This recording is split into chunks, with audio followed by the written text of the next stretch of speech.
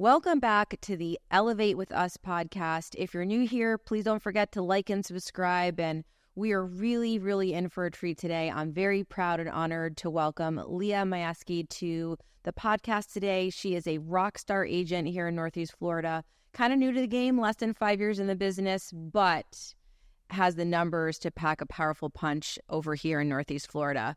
So Leah, so excited you're here with us today. Can you just tell us your story and kind of how you got here in real estate? Yes. Thank you for having me. No, so excited. So I actually came to Florida to go to college, Jacksonville University. So that was 2005 to 2009. Okay. Originally from Long Island, New York. Woo, woo. I was also in Long Island for years. So. Yeah. So fell in love with Jacksonville, ended up moving back to New York after graduating, met my now husband. In New York? In New York. We both went to the same high school, actually. Oh my gosh. So he's a couple years older, so we met through mutual friends later, but started dating my now husband. I was like, let's start looking for jobs back in Florida because, you know, New York is super expensive. Sure. He was living in a studio apartment that we could never live in together for so much money. And he had never lived in Florida? Never. Oh, he had only been in New York? Yeah. Ooh, culture shock. Yeah, for sure. So we came down to visit. He took the corrections exam for the state of Florida. Right. Ended up passing. Then it was a whole process, but we ended up moving to @𝗏𝗏𝗚. So that at least brought us to the state. So is that because he had a job in @𝗏𝗏𝗚? Mm-hmm. That's where he started? Yes. And so, not that this is about real estate. So the correction system, is it all related through the state of Florida? So he started working for the state, and then eventually what brought him over to St. Augustine was the sheriff's office. So that's a different division. Okay, so there's like state level and then like county level? Mm-hmm, exactly. Okay. Oh, neat. Yeah. So he got a job working for the state first. So that brought us to the state, which was a good stepping stone, but I knew I needed to get back to a coast. So we ended up staying in @𝗏𝗏𝗚 for like 4 years. Yes. And I was like, okay, I really need the ocean and a little bit of a city. Totally get that. I lived in Colorado Springs, which is like really, I mean, you're not driving to the ocean. And I did not Colorado's beautiful and blah, blah, blah. The mountains are great. But I definitely like to be within an hour at the most. Really like 12 minutes to be better. But yeah. Exactly. Yeah. I know. Since we grew up on Long Island, you know, it was all beaches and boating and all the things. So he ended up looking, we were either moving to Tampa because he started the process down there, or St. Augustine for St. John Sheriff's Office. Okay. It's a whole year process to 1 go year. through. It was intense. The physicals and the oral board exam, and he had to get hooked up to a polygraph and do that whole thing. Wow. And so finally he found out that he got one of the positions here in St. Augustine. So I was super happy because I still had connections here from going to JU. Right. You didn't feel that far. It felt more familiar. It was closer to the water. Yes. So that was back in 2015. So we've been back in Jacksonville ever since. Oh gosh. So 2015. Like 9 years. Yeah. 9 years. Okay. So you moved back to Jacksonville in 2015, but you were not in real estate then. Correct. Because you went to college for social work, if I remember that correctly. Yeah. I got my bachelor's degree in sociology. And then ended up getting my master's. It's a master in education, specializing in leadership and higher education. Oh, wow. So that was later online. You know, after I left JU, I ended up getting my master's a couple years later with a goal to work in higher ed. So applied at UNF, FSCJ, but I was already in like the social work realm and had a pretty flexible schedule. So to work at one of the universities, I felt like I would have to start from the bottom, you know, be in an 8 to 5 position, like take a pay cut. In person. Yes, in person. So just weighing the pros and cons, I was so used to flexibility and just kind of, you know, having X amount of things I have to do in a month, but being able to kind of be flexible and do that as I wanted. Sure. So that's when, going back to 𝗏𝗏𝗚𝗏, we bought our first home there. Okay. So that was a foreclosure. Loved the experience of it. So what year was that you bought that? So that was 2013. 2013, you bought a foreclosure, and then you sold it about 2 years. Yeah, sold it. Years later. My neighbor in 𝗏𝗏𝗚𝗏 was a realtor, so we ended up using him. Yeah. Sold that to buy in Jacksonville, a resale home. Okay. Then we ended up building in Jacksonville after that. So it was like I had a couple different experiences in real estate personally. And they were all different. Yeah, all different. I mean, super different. Like resale, that was a foreclosure, a classic or standard resale, and then a build. So it's great experience. Yeah. And then, so my realtors, once I moved up here to Jacksonville, was the Josh Rogers team. So that was a great experience. Like just night and day to my experience in 𝗏𝗏𝗚𝗏 with just seeing how he had his specific buyer's agents and his specific seller's agents. And so I loved that process. So as I was like going through social work and getting a little burnt out, wasn't making a great, salary. You probably weren't like ranking in the dough. Exactly. I was like, I just kind of had this little bug in my ear. Like, I think I could be really good at real estate. So after kind of some personal situations that happened, my dad ended up passing away pretty suddenly in 2019. And were they in Long Island? He was he was in New York. He was in Long Island. So I was already here, and it was pretty unexpected. I knew I needed something to like focus my energy on, so I just wouldn't be depressed. So I signed up for real estate school. Like, it was something that I was like, life is short. I'm not happy in my current job. Like, let me do something to focus and have some positive energy into something else. Sure. So signed up for real estate school, took it in person because I think I did the evening class where it's like 6 or 8 weeks. It's like a couple of nights a week, or something. Oh, that's nice. Because I was still working. I wonder if they still offer that. I don't know. I liked the option because I did try it online and I just could not get, it was hard to do it, to teach yourself. I also tried it online and I bought it on Groupon. Yeah, I think I did the same thing. It was like, oh, let me try this. It's really cheap, but no. I did not finish it. I remember like my internet would I don't know what it's called when it spins and it would like lose the whole process. Progress of the chapter. And I was so mad. I was like, forget this. I gotta just do it in person. Yeah, exactly. Same thing with me. It's like once you get to like the math part too, I was like, I need someone to teach me this because it was hard. So ended up taking the course, passed the exam the first time, which I was shocked because it was hard, like the actual state exam. It doesn't feel like anything that was in the class. No. It's so weird. And nothing that you actually need. The broker test was the same way. I was like, I don't remember studying this. Yeah. Did I learn this? Exactly.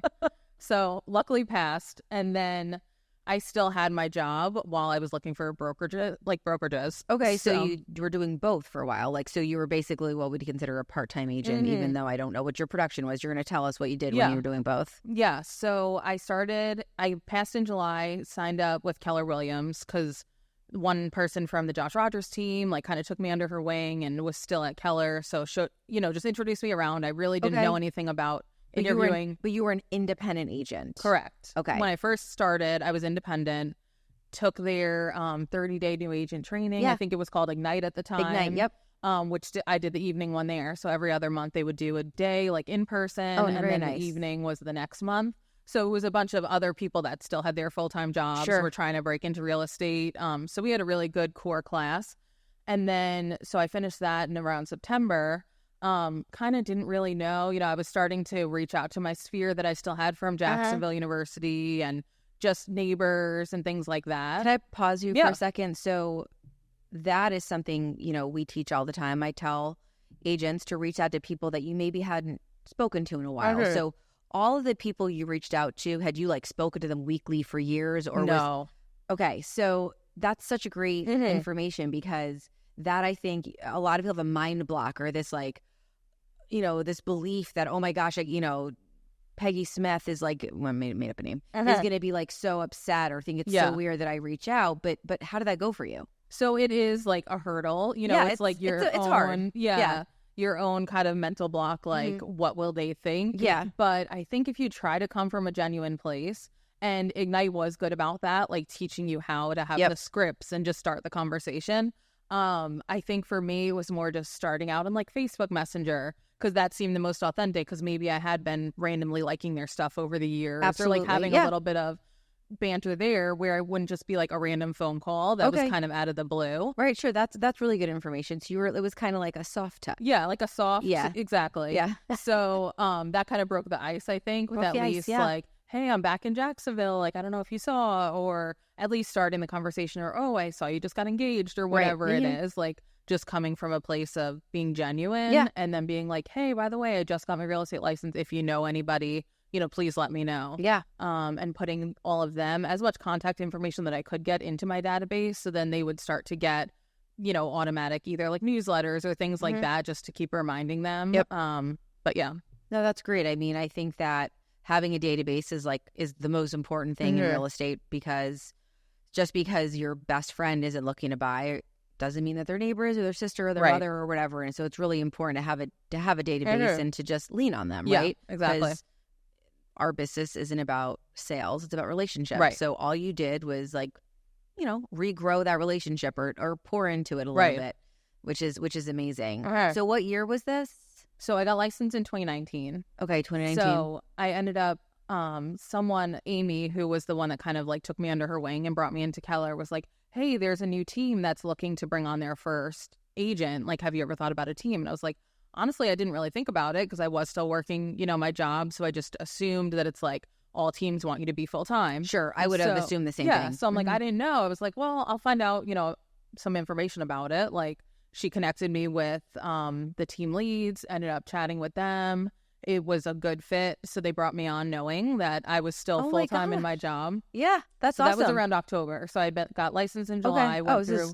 Yeah, so it was things pretty are quick. Progressing. Yeah. Love it. So from October to December, I ended up closing 4 deals. 2 were from my sphere, and then 2 were team leads. So wow. Yeah.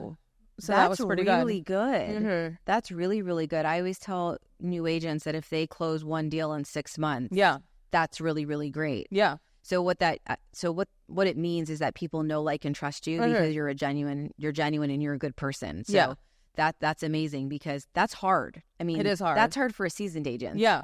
For sure. Good for you. Yeah. So I felt really good about that, in a couple of months, getting a couple of deals under my belt.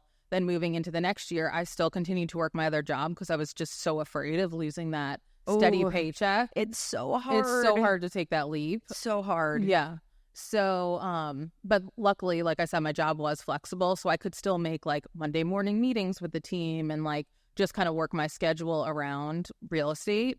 I didn't have to be in an office, so I could still go to inspections or closings, that happened Monday through Friday. So you're able to work your W-2 job around your 1099 job. Yeah. But I was working 2 full-time jobs because I would do 1 or 2 open houses a week. I'd be working real estate all evening into the night. Yeah, you were grinding, man. I was hustling. You were grinding. Yeah, I mean, you were setting yourself up for success is what it is. You were doing hard things.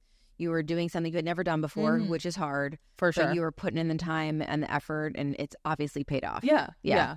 It was definitely worth it. Hard during, but I was enjoying like learning and growing and, just immersing myself in the real estate world.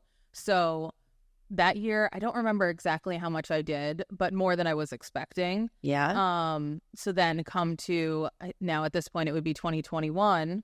The team kind of split off. Okay. And one of the team leads wanted me to come with her to a different brokerage. And I did.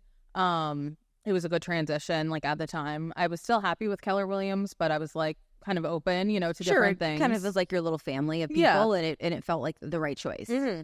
Yeah. So I transitioned with her at a boutique brokerage. Had a good experience, but at this time I was like, okay, I can no longer work both jobs. Like I was ready to leave my W to like finally take the leap. You hit the breaking point. Yeah. My husband's like, you're not giving 100% to either. Like, just do. You have more saved than what my goal was, because in my head, I was like, I have a certain dollar amount that I want saved before I feel comfortable doing it. But I had more than that. I had leads in the pipeline. So I just took the leap and left my W-2 job. Any regrets? None. No. Do you wish you had left sooner? I don't know. It felt like the right time. Like probably. Good. So it felt good. It still felt good. Like it was because I'm not so much of a risk taker with like money, because it's like, we need my salary to survive. Sure. So it was good timing, I think. Like I probably could have done it a couple months sooner. That's but okay though. I mean, you shoulda, woulda, coulda. Always, but I'm glad that you did that. So this is now the fall. So now this is like the spring of 2021. So spring of 2021. So just shy of 2 years. Right, in the business so you did both for a year and a half. Basically. Yeah, a year and a half. Okay, cool. All right, it's awesome. Yeah. So once I made the leap, things took off. So like right away, I could see. So you could see why it was time. Yeah, for sure. And you're still with the team. So I was still with the team for that spring into about November. Okay. Then in November, basically the team lead decided to go to a different brokerage. I was to the point where I was like, I'm bringing in a lot of leads that I almost felt ready to be on my own. I kind of felt like I was outgrowing that a little bit, and I didn't want to move again. I was comfortable. Because it had been that same year. Yeah, It hadn't been that long that you'd been with that other brokerage. Yeah. Okay. So when she left, she wanted me to come with her. Of course. I had to decide pretty quickly, but I ended up saying like, well, I'm a little nervous to go out on my own, but let me just do it. It was one of those times where I just had to make a quick decision. It sounds like a nice time to part ways, right? Because they were going somewhere and you weren't super interested in it. Yeah. You knew the systems there. You knew some of the people there. You weren't going to be like on an island. Yeah. Yeah, exactly. So ended up going out on my own around November. And, I was nervous because we had like Pi Days and like all these holiday events like planned already. Yeah. So I was like, okay, this is the best timing, but we're just going to go with it. And then it ended up, of course, working out where, 2022 was like my first year on my own. I did great. 2023. How'd you do? 2022, I sold 14.9 million. I think it was like 31 houses. So let's talk about that for a second. So the average realtor does 4 transactions a year. A year. I didn't even know that. Yeah. So you're way above the average. Yeah. And, I think that the data on that's kind of skewed because there's a lot of part-time agents, right? So I wish they would pull data. I don't know how on agents that really do this full-time. So, you're a rock star. Thank you. That's really, really amazing. That's hard to do for somebody that's been doing it for 10 years or 15 years that grew up here. Yeah. So 31 homes served or families served is amazing. Thank you. Absolutely amazing. Yeah, it was awesome. And all of my business does come from farming, from relationships, from networking. So, and then past clients now, that I've been in the business for almost 5 years. Yeah. It's either like they've referred friends or parents or they're ready to sell their first home, and move on to their next. So it's really awesome. Yeah. I think especially with the current real estate climate, right, with whatever nonsense or whatever new rules are going to come into effect, if or when we have to have buyers sign a buyer agreement before we show them their first property. Yeah. If it's an online random lead, what I call a real estate inquiry, that's going to be really hard to convince them to sign that it's in their best interest. But for sure. Somebody that already likes, and trusts you, even if they're a quote unquote stranger, they're going to feel so much more comfortable. So with that, kudos to you for building a sustainable real estate business. Yeah. It's hard, but fun. Yeah. For sure. Yeah, it's definitely challenging. You definitely have moments where you own your own business. So it is hard, but worth it, 100%. Yeah. So 2023, also another great year for you. Yeah. So my goal, of course, was to beat the 31 homes, and I ended up closing 31 again, which is awesome. It would have been 32, but it was a new construction that got pushed to January. Sure. A little bit less in volume. I think it was like 13.3 million. But still, for having 2023 was a lot more of a challenging year. Correct. So to even close as many, homes. Pretty great. Yeah. There was about super happy with it. 40% fewer transactions. So just think about how amazing that is if most people, there were 40% less transactions nationwide. Yeah. I don't know if we had that few here, that much of a decrease. So that's pretty amazing to kind of, remain the same when on average everyone's volume and everyone's transaction count went down. Yours remained the same. It's very impressive. Yeah, I was really happy about it. Yeah, very, very impressive. So you brought up farming, which I think is an underutilized marketing tool or a way to get customers because there's a lot of different ways to farm. There's large areas to farm. Do you farm zip codes, neighborhoods? So you've had success farming. So can you tell us a little bit about what you've done and what you continue to do in your farm? Yes. So when I built my home in 2018, it was a new construction neighborhood. Okay. But that was, 2019 was when I got licensed. So I learned about farming while going through the Keller Williams Ignite program. Okay. So, a lot of people are like, well, why would you farm a new construction neighborhood? But some of the homes in phase 1 had been there since just 2016, 2015. And then by the time I was there, I was in phase 3. But it was just somewhere where I was at the pool. I was involved in different events that were happening around. So I was like, let me just try this. And absolutely. It's a very smart way to farm. Yeah. Where people see your face. Exactly. Walking around the neighborhood. If you have a dog or just going on walks anyway, they're able to kind of put your face with your name and whatever. Exactly. It's beautiful. Yeah. So I was able to get on the Facebook page and post monthly stats. Like that's what I really started with doing. Oh. So I would have alert in my calendar on my phone every first of the month, do the market stats for. Was it your Facebook page or just the neighborhood Facebook page? And they were cool with you putting that up there. Love that. Because it was a 500 home neighborhood, so it's not like a massive neighborhood. Yeah, but, that's great. So started with the market stats, just posting on Facebook. You know, I'd get likes and things here and there, people question, you know, asking things. Yeah. But it was a good 8 to 9 months before I had my first phone call of someone saying, hey, saw you in the neighborhood Facebook page. I'm interested in selling and buying another house. And you were like, yeah. It's so like, that's what I've been waiting for. I know. So started with the Facebook page. Then I started hosting appreciation events. So in the neighborhood. Like at the pool? Exactly. Oh, so tell me about those. The first one was just end of summer. I brought an ice cream truck, had a little gift card giveaway. Come stop by, get free ice cream on me. It was, you know, a nice Saturday that was like the last weekend before school started. So started to, you know, see more people in person. And then I started doing the pie day. So right before Thanksgiving, I posted on the Facebook page, like first 30 people to comment pumpkin or apple, you know, I'm giving away free pie for Thanksgiving. So doing little things like that. And then I started mailers. So I was getting them in person on Facebook and then doing direct mail. You were everywhere. I was everywhere. They couldn't avoid me at that point. No, but it's really nice because you weren't showing up at their door being like, hey, do you want a market analysis? Right. You were, you know, everyone wants to know market stats. They don't necessarily want to bother an agent because they're afraid of what the agent's going to then ask. And so you're providing valuable information they couldn't get on their own. Right. And then you were doing reverse pop buys, which is like one of my favorite things is instead of going to them, they're coming to you. Yeah. It's if you're short on time, it's the best way to get in front of as many people as possible. So the ice cream truck and the pie giveaway is amazing. Yeah. I love a pie giveaway. Yeah, me too.